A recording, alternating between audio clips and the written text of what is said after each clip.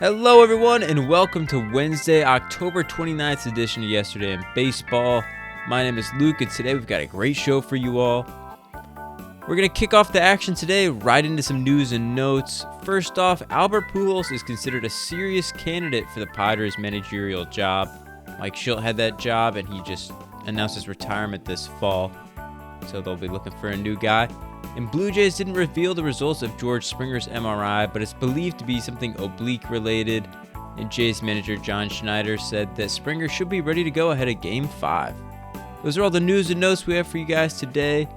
And without further ado, we'll travel out to Los Angeles to head into our recap of Game 4 from Los Angeles.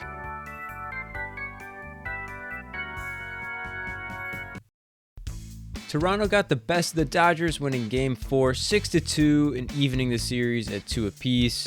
Shohei Ohtani was on the bump for LA, and he looked solid to start the game. Per usual in this series, the Dodgers got on the board first as they went up 1-0 in the bottom of the second on a Kike Hernandez sacrifice fly out to right field, scoring Max Muncy.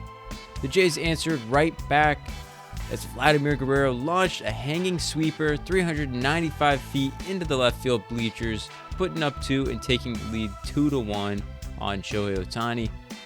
For the next several innings, Bieber and Ohtani cooked. Bieber was the first to get pulled as he got pulled at 5.1. He closed his book going 5.1, giving up 1 earned on 4 hits. Ohtani began the 7th, but an Ernie Clement double knocked Shohei from the game, whose line ended up at 6 innings, 4 earned runs, 6 hits, and an Andres Gimenez RBI single and Ty France RBI ground out officially closed the book on Ohtani, as that was his final 2 runs against them. The Jays kept the line moving, and they added a Bo Bichette RBI single and Edison Barger RBI single to complete a 4-run 7th inning, making it 6-1 Toronto.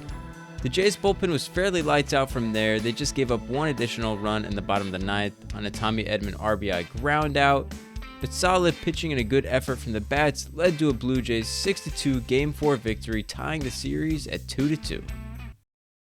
Now let's look at our player of the day for Game 4. It's the man, the myth, the legend, Vladimir Guerrero Jr., who's had an incredible postseason. He went 2 for 4 last night with a homer, walk, 2 RBI, and 2 runs scored. All that to a plus 17.2 win probability added. And the homer he hit off of Ohtani was his 7th of the 2025 postseason, putting him at number 1 for all-time Blue Jays career postseason home run totals, doing that all in one postseason. Again, you have like Jose Bautista, he's got 6, Guerrero doing it in 7 in 2025 alone. Just an incredible postseason from him. And he had a big hit last night as he was able to silence that Los Angeles crowd and get the Blue Jays some momentum after that tough 18-inning loss. So, big swing of the bat from him. He's just been productive all series and all postseason long, and that is why he's our player of the day for Game 4 on Tuesday. Now as we take a look at tonight's World Series Game 5 action from Los Angeles, kicking off at 8 o'clock Eastern Time, 5 o'clock Pacific on Fox, we have the Blue Jays and Dodgers yet again. Trey Yesavage and Blake Snell on the bump, a rematch of Game 1. Trey Yesavage is a 4.26 postseason ERA this year. In his Game 1 start against the Dodgers, he went 4 innings, giving up 2 earned on 4 hits. It'll be his first career postseason start on the road, so that'll be interesting to monitor. And Blake Snell, after not looking super sharp in Game 1, Snell still boasts of 2.42 ERA this postseason. Last time out, he went 5 innings, giving up 5 earned, but I bet he'll be able to get back on track. Look out for Snell to go deep into this one. I'm predicting a 5-4 Dodgers win in this one, heading back to Toronto. Should be a good game. Hard to guess though, as the series has been pretty wild. If you've been listening to the show for a little bit, you've probably guessed that yes, some things have been reordered today, but we're going to wrap things up with some general thoughts. The first thing I noticed, and I know I harped on it on yesterday's show, is just how much longer that Blue Jays lineup looked than at the end of that 18-inning game. I know when you're playing essentially 2 games in one, I mean, that's a whole different ball game, and you have guys that came in and pinch ran and whatnot, but even with George Springer out, that lineup just looked so much longer, seemed like so much more of a threat, and they did just that. They were piecing together hits all night, especially in that big 7th inning when they just kept on getting hits and putting up runs on the Dodgers. that was happening, and I was just like, there is no way they were going to do any of that last night in extra innings. Their lineup looked too depleted. I thought Shane Bieber looked really good. Ohtani still looked pretty good. I know he got hit around a little bit there and ended up with not the greatest line. And, they were talking about just essentially walking Ohtani the rest of the series, but they went after him and they got a couple strikeouts.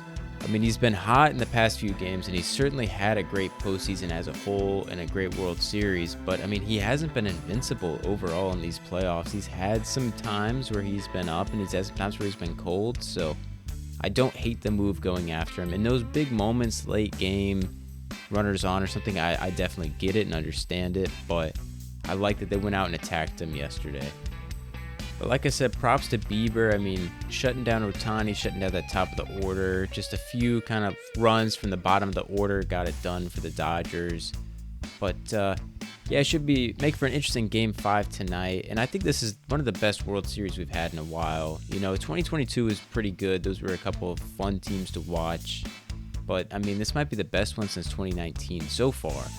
They just seem very evenly matched. You've only had the one really close game, but every game is kind of closer than the box score shows, I feel like. And Toronto's definitely more on LA's level than I anticipated, and I think probably a lot of people as well. So it's been good baseball. It's been a good brand of baseball. I mean, we saw a couple of those kind of mental mistakes and blunders in Game 3, but overall, it's just been good, clean baseball to watch, and I, for one, have been enjoying it. So not much too more to add from that. I mean, that was a pretty straightforward game last night, a lot different than, 2 nights ago with that 18-inning thriller. So it was a little bit of a nice break to have a bit more of a calm one. But let me know what you guys think. How does this World Series stack up so far to past ones? I'll be curious to hear. That's going to be everything from Wednesday's show. Thank you guys so much for listening along. I really appreciate it. Good 2-2 series tied up. Heading into Game 5 tonight. I'm loving it so far. Last year was kind of a dud, like I've said before. I was hoping for a big series between the Dodgers and Yankees, and we just didn't get that. So the NL East provided the Blue Jays this year, got the Dodgers again, and it's just been great baseball so far. So I'm loving it. Hope you guys are too. If you're on YouTube, please consider liking, subscribing, and sharing. And if you're on Spotify, please follow along. Thank you guys for listening again. I really appreciate it, and have a great rest of your day.